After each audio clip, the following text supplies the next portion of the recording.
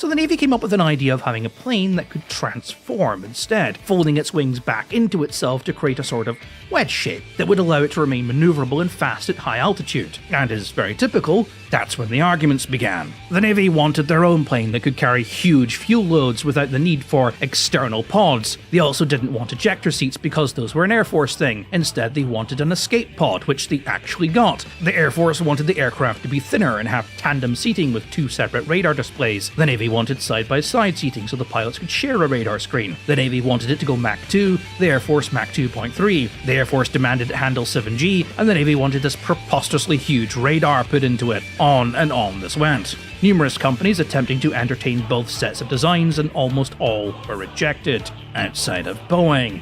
Boeing had created a design that, in some bizarre miracle, both branches liked. It did everything they both wanted it to do, but then McNamara came in, and he didn't like it. The problem with Boeing's concept was that it shared very little components between the Air Force and the Navy's design. It was effectively 2 separate aircraft, which would limit the ability for both branches to standardize.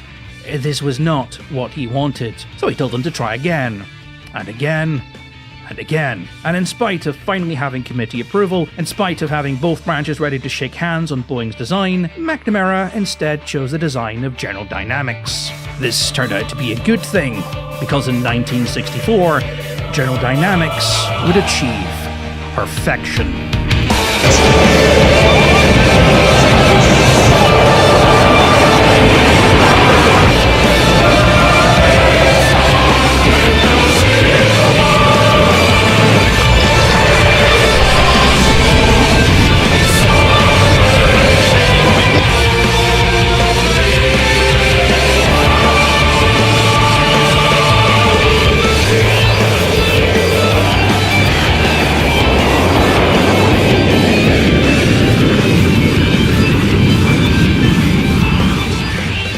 The resulting F-111 was one of the most successful bombers of its day, and the reformers absolutely hated it. Yes, this was an F-111 video the entire time. I pulled a sneaky on you.